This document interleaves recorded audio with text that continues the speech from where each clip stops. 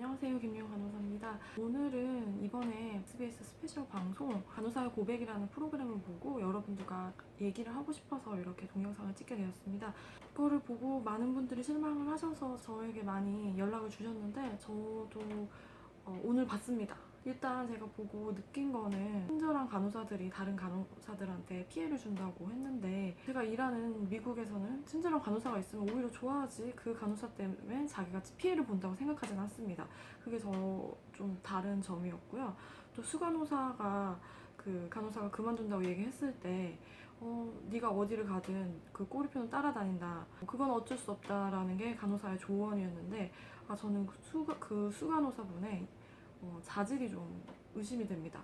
수간호사라면 먼저 간호사를 경험한 선배로서 후배들을 가르치고 보듬어주는 그런 인성을 가진 사람이 수간호사가 되어야 된다고 생각하는데, 어떤 기준에서 수간호사가 되었는지 모르겠지만 굉장히 실망을 했고요.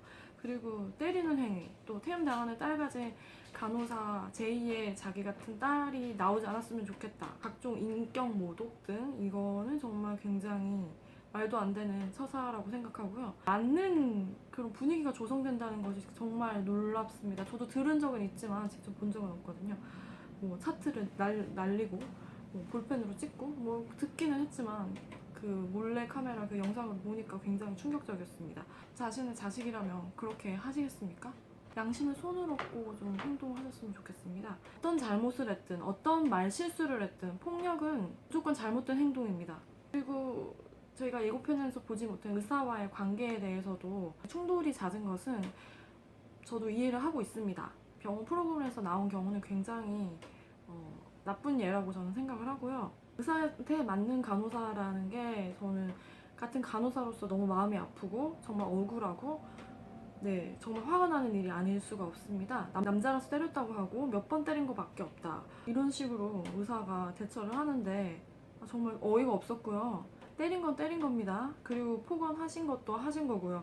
그거 그렇게 말 돌려가며 합의하고 이렇게 치사하게 이렇게 하실 겁니까? 한국에는 굉장히 훌륭한 의사들이 많습니다. 저도 일하면서 제가 일했던 전 병원에도 굉장히 훌륭하신 의사 선생님들 많고요. 저도 배운 게 많습니다. 일부 몇몇 몰지각한 그런 의사들이 한국의 의사들의 이름에 먹칠하는 겁니다. 정말 부끄러운 줄 아십시오. 그리고 의사가 간호부를 엎어서라도 너를 해고시키겠다, 이게 말이 됩니까? 간호부가 얼마나 파워가 없으면 진료부에서 그 간호사를 자르라 마라 그런 권한을 주는지, 그 병원의 정책이 어떻게 되는지 그것도 의심스럽고, 그런 간호사를 보호해주지 못하고 그런 얘기까지 듣게 만드는 그런 분위기, 안타까운 현실은 그런 피해자분들은 전부 다 그만두셨고, 정작 잘못을 저지른 본인들은 버젓이 병원을 다니고 계십니다. 징계 한 달 뭐 놀다가 왔다고 생각하면 되는 거죠. 사람의 인성의 문제입니다. 그런 의사가 내 가족을, 내 친구들을, 내 동료들과 같이 일한다고 생각하니까 정말 끔찍합니다. 그런 의사들을 징계를 제대로 주거나 정직을 시키거나 해고를 할 수 없는 그런 현실, 그리고 의사 면허 정지할 수 없는 그런 체계, 그런 것도 저는 이해가 가지 않네요. 또 다른 문제, 간호사의 성희롱 문제가 있습니다. 성희롱 문제는 참으면 안 됩니다. 여자든 남자든 성희롱을 당하면 바로 얘기를 하셔야 됩니다. 계속되면 그 수위가 점점 세지고 자기는 계속 피해자가 되는 겁니다. 처음에 성희롱 당하셨을 때 바로 신고하셔야 됩니다. 그리고 그런 사람들은 한두 번이 아닙니다. 계속 보시면 전과가 있어요. 그래서 그런 게 쌓여서 나중에 정당한 처벌을 받을 수 있도록 간호사들이 힘을 모아야 됩니다. 임신 순번제에 대해서 들었는데, 임신 순번 말이 됩니까? 그 자연의 생리를 거스르며 임신을 해가는 그런 게 말이 안 된다고 생각합니다. 병원에 인력이 부족하면 간호사를 더 뽑으시거나 아니면 다른 병동에서 헬퍼를 받는 그런 시스템도 있습니다. 예를 들어서 미국에는 per diem nurse라고 해서 간호사 수가 부족할 때 간호사가 장기적으로 휴가를 나가거나 아프거나 이렇게 해서 장기적으로 임신을 해서 나가거나 그럴 때 잠깐 와가지고 일해주는 그런 간호사가 있습니다. 그런 제도는 왜 신경 안 쓰시는지 모르겠습니다. 그런 제도도 굉장히 훌륭하고 선진국 문화 받아들이는 거 좋아하지 않습니까? 왜 그런 의식이나 제도 같은 건 받아들이지 않고 간호사들을 생 고생시키는지 모르겠습니다. 박봉으로 시간도 없고 밥도 못 먹고 가면서 희생정신 강요하면서 간호사 일 부려먹으면서 한다는 게 대변도 안 해주는, 이게 뭐예요? 25년 일하고 목숨을 끊었다는 그 간호사분, 아 정말 삼가 고인의 명복을 빕니다. 전남대 간호사들, 특히 그 관리자분들에게 어떻게 생각하냐고 물어봤을 때 다 쉬쉬하는 그런 분위기, 아 정말 실망스럽습니다. 물론 지금 해당 병원에 일하시고 계시고 말하기가 껄끄러운 건 알겠지만 그런 식으로 동료의 죽음을 쉬쉬하는 것이 옳다고 생각하십니까? 예, 본인들이 잘못되셨을 때도 다 돌아설 그런 동료들입니다. 그리고 전남대학교 병원의 입장도 저는 정말 어이가 없었습니다. 간호사의 스트레스도 만만치 않지만 간호관리자, 특히 수간호사의 스트레스도 저는 굉장하다고 생각을 합니다. 큰 병원일수록 당연하겠죠. 그런 스트레스는. 업무 스트레스로 정신과 치료를 받은 사람을 정신병자로 모는 그런 병원입니까? 잘못한 그 해당 의사에 대해서 징계 문의를 했을 때 징계를 할 수 없다 이런 반응을 하신 병원장분, 어떤 생각을 하고 계신지 모르겠습니다.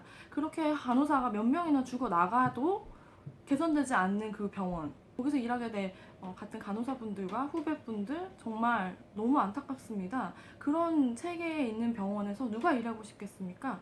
직원을 보호해주지 않는 회사, 누가 일하고 싶겠어요? 간호부의 문제도 있습니다. 이런 문제를 얘기를 할 때마다 너는 왜 그러냐, 너는 왜 이렇게 특이하냐, 이런 문제를 네가 왜 얘기를 하느냐 하면서 개선은 안 하고 오히려 간호사를 타박하는 그런 상황이 굉장히 문제라고 생각합니다. 간호사를 옹호해줘야 될 사람이 오히려 이렇게 헐뜯는 그런 모습 잘 봤습니다. 경력 간호사에 대해서 어떻게 생각하는지 저는 그 병원의 의견도 묻고 싶습니다. 경력 간호사는 모든 병원에 꼭 필요한 존재입니다. 업무에 대해서 누구보다 잘 알고 있고, 그리고 신규 간호사들을 더 지혜롭고 올바르게 교육할 수 있는 게 바로 선배 간호사입니다. 경력이 쌓이면 쌓일수록 그 노하우도 깊어가고 간호학에 대한 지식도 깊어가기 때문에 병원에서 꼭 있어야 될 존재라고 생각합니다. 우리나라도 미국처럼 늙어서도 간호사로서 자부심을 가지고 열심히 일할 수 있는, 좋은 후배들을 많이 배출할 수 있는 그런 경력 간호사가 더 늘어났으면 좋겠습니다. 그렇기 위해서 어떻게 해야 될까요? 간호사를 옹호해주는 그런 체계가 병원에 많이 없다는 것이 굉장히 아쉽습니다. 솔직히 제 경험으로도 간호사 일을 하면서 힘들었습니다. 밥 못 먹고 화장실 못 가고 생리 현상 해결 못하고 물도 못 마시고 그런 경우가 비일비재합니다. 특히 어떤 선배와 같이 일하느냐에 따라서 밥 못 먹는 경우도 허다하고 집에 못 가는 경우도 있습니다. 대위 근무가 끝나면 2, 3시에는 퇴근을 해야 되겠죠? 하지만 9시, 10시까지 그 선배 눈치 보고 인계 다시 준다고 못 가는 경우도 허다합니다. 그렇다고 초과 수당을 받을까요? 절대 받지 않습니다. 수당은 8시간 받으면서 병원에는 하루 종일 있게 되는 그런 이상한 체계가 벌어지곤 합니다. 병동의 분위기에 따라서. 그래서 우리나라에서 대책을 내놓은 것이 간호학생의 수를 늘리는 것이라고 합니다. 진짜 말도 안 되는 대책이죠. 근본적인 문제를 해결하고 간호학생 수를 늘리든지 해야 되는데 문제는 해결할 생각을 하지 않고 수적으로만 늘리려는 그런 생각을 하고 있습니다. 한국에서는 간호사 1명당 15명에서 20명의 환자를 보고 있습니다. 하지만 미국에서는 4명에서 5명까지 배정을 받아서 환자를 간호합니다. 몇 배에 달하는 환자를 보는 한국 간호사들이 대우도 받지 못하고 간호부에서도 외면당하며 박봉을 받는, 간호사 수를 늘리기 전에 이런 근본적인 문제부터 해결하는 게 어떨까 생각이 듭니다. 문제가 있으시면 신고하세요. 신고도 지속적으로 하세요. 그리고 여러 사람들과 같이 하세요. 계속해서 신고를 하고 바꿔 나가야 됩니다. 쉬쉬해서 넘어갈 문제가 아닙니다. 그렇다고 바뀌는 것도 아니고 피해자가 오히려 그만두고 사회의 죄인이 되는 그런 현상, 그건 이제 없어져야 된다고 생각합니다. 간호사들끼리 힘을 합쳐야 됩니다. 다른 간호사가 그런 피해를 보고 있다면 모른 척하고 묵인하는 게 아니라 같은 간호사로서 간호사 식구들을 옹호해야 합니다. 대한간호협회에 대해서도 얘기를 하고 싶습니다. 네, 매년 우리는 연회비를 냅니다. 적지 않은 돈이에요. 한국의 간호사 수가 13만여 명이 있습니다. 간호협회비와 그리고 평생 회원비를 다 합치면 얼마입니까? 그런 돈이 투명하게 사용되고 있는지 저는 너무 궁금합니다.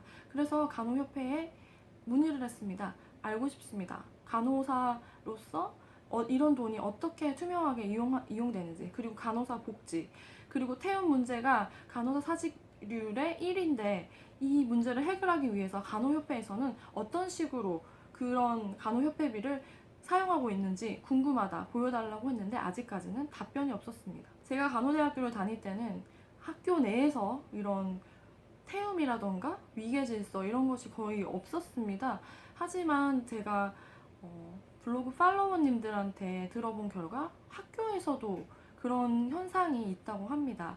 학교에서도 그렇게 군기를 잡고 태움을 미리 예고편을 맛보기보다는 서로 옹호하는 분위기와 서로 위해주는 분위기, 그것을 만들어가는 게 교수님들의 역할도 굉장히 중요하다고 생각합니다. 전국의 간호대학 교수님들, 간호 학생들이 임상에 나가서도 서로 위하면서 존중하며 일할 수 있도록 그런 분위기를 만들어 주셨으면 정말 감사하겠습니다. 간호사의 수는 1년에 20%씩 줄어든다고 합니다.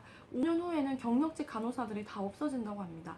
이런 사태를 근본적으로 해결하기 위해서는 우리 다 같이 간호사들이 뭉쳐서 노력해야 된다고 생각합니다.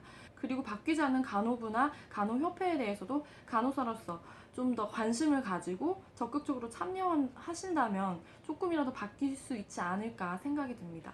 간호사 한 사람 한 사람의 목소리가 합쳐져서 큰 울림이 되고 결국에는 그런 분위기를 바꿀 수 있는 간호계가 될 수 있다고 한번 믿어봅니다. 변화를 기다리기는 쉽습니다. 하지만 그 변화를 이끌어가기에는 많은 노력과 시간이 필요한데 간호사들끼리 똘똘 뭉쳐서 이런 분위기를 만들어 간다면 언젠가는 꼭 좋은 간호사의 환경이 조성될 것이라고 믿어봅니다. 같이 노력하는 간호사들이 되었으면 좋겠습니다. 이상으로 뉴욕에서 김리영 간호사였습니다.